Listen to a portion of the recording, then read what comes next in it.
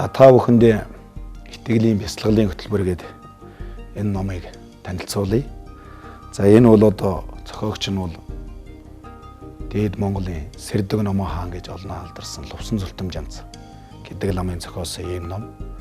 10 гаруй бот зохиолтой 190 гаруй төрлийн ийм одоо гүн ухааны, нийтийн ухааны, бясалгал бүтээлийн ийм одоо зохиол бүтээлтэй ганжуурын лүнг хүртэл айлдчихсэн одоо ийм мундаг лам л да.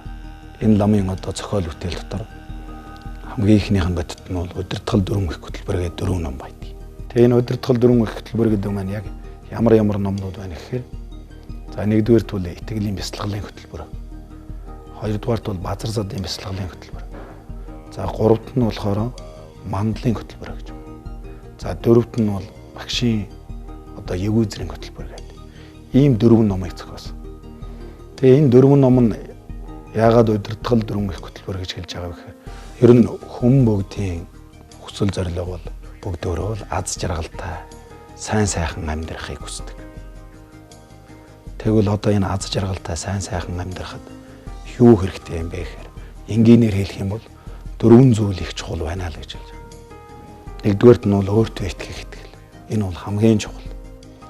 Хоёрдугаарт нь муу зуршилгүй байх хэрэгтэй.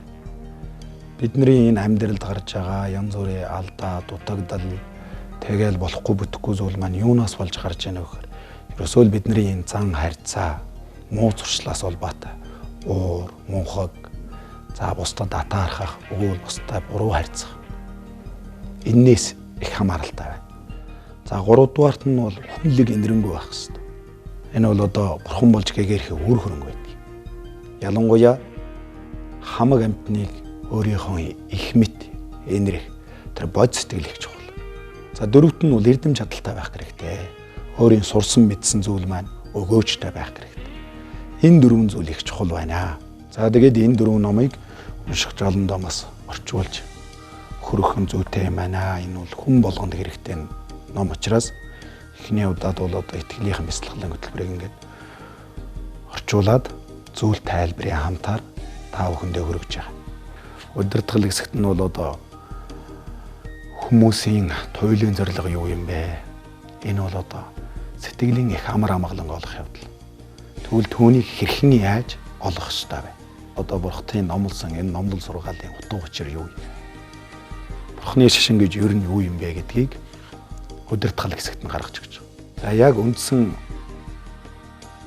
итгэлийн одоо 4 бүлэг байгаа. Тэгээд энэний 4 бүлэг нь бол бурхны шашны одоо гол шүтэн нь бол бурхан ном хуурга байдаг.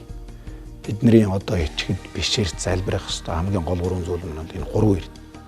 Тэгэхээр энэ 3 эрдэнд яагаад шүтэж бишрэх ёстой юм бэ? Ямар учир шалтгааны үүднээс юм? Энэний тухай энэ дээр гарна. За хоёрт нь бол тэр шүтэж бишрэх гэж байгаа шүтэнэ яг зөв таних ёстой. Тэр маань одоо ингээд шүтэж бишрэхэд намайг аварч чадах уу? Үнэхээр одоо миний хэлэнц нүгэл арилаад бурхан болж гэгэрхэд тэр маань хэрхэн яаж тусуулах юм гэдгийг таньж мэдрэх. Бурхан гэж одоо жинхэнэ юу юм? Ном гэж юу юм? Хувраг гэж юу юм гэдгийг энэ дээр гаргадаг. За 3 дахь бүлэг нь бол тэр бурхан ном хувраг 3-ын тус тусынх нь эрдмийг гаргаж байгаа. Ямар эрдэм чадалтай юм? Одоо яг бурхан гэдэг үг нь юу юм? Юунаас гаралтай юм? Юу хэлээд байгаа юм гэдэг бол гаргана. За 4 дахь нь бол яг бодиттой бурханд итгэл явуулаад бясалгал үлдэх ёсны тухай байна. Энэ дээр бол одоо орон байран цэвэрлэх, сэтгэл санаагаа ариусгах, тэгээд зөв суудал суух, бурхан дахлаа зөв сайхан залах энэ бүгд бол энд багтж байгаа. Тэгээд бясалгал одоо хийх. Яаж бясалгал хийх ёстой юм? Юуг уншаад, бодолдоо юуг бодод төсөөлж бясалгал хийх ёстой вэ гэдэг талаар бол энэ яг 4 дахь бүлэгт нь бол гарч байгаа. Ингээд бясалгал хийснийхаа дараагаар одоо энэ лам 3 эрдний суртгаал гэж бий. Дүрм журм гэсэн үг л дээ. Тэрнийг нь мэдэж аваад бас амьдралдаа хийж хэрэгжүүлэх ёстой.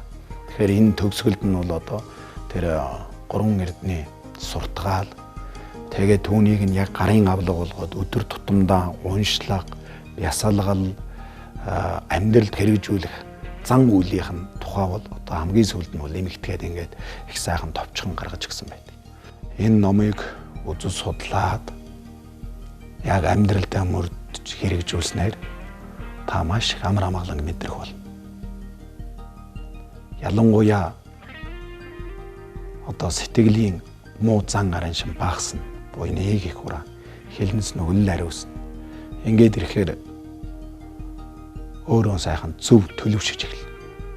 Тэгээд зөв төлөвшөө буян их хураагаад ирэхээр таны ажил үйлс ч гэсэн сайхан бүтээд эхэлнэ. Юмыг гэгээлгээр сэтгэдэг болно. Тэгээд цаашлаад бол одоо энэ тэр жинхэнэ хүний болсны утга учир юу юм? Амьдралын утга учир юу юм? Хүмүүний эцсийн зорилго юу юм бэ? Бид заавал яагаад гэгээрх ёстой юм бэ гэдгийг одоо энэ номон дээр тулгуурлаад сэтгэл оюунд бол төрнөө.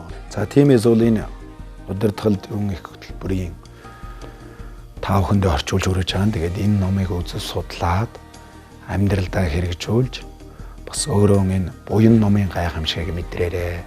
Гэхдээ би бас энийг зөвхөн одоо ингээд орчуулад гарах бас давхар номынхаа утгыг товчлон тайлбар хийж явах нь зүйтэй гэж үзээд тэгээ энэ захим хуудасаар дамжуулаад бас бүгдөө хамтдаа энэ номыг үзэж судалж амьдрал ахуйдаа бас хэрэгжүүлье.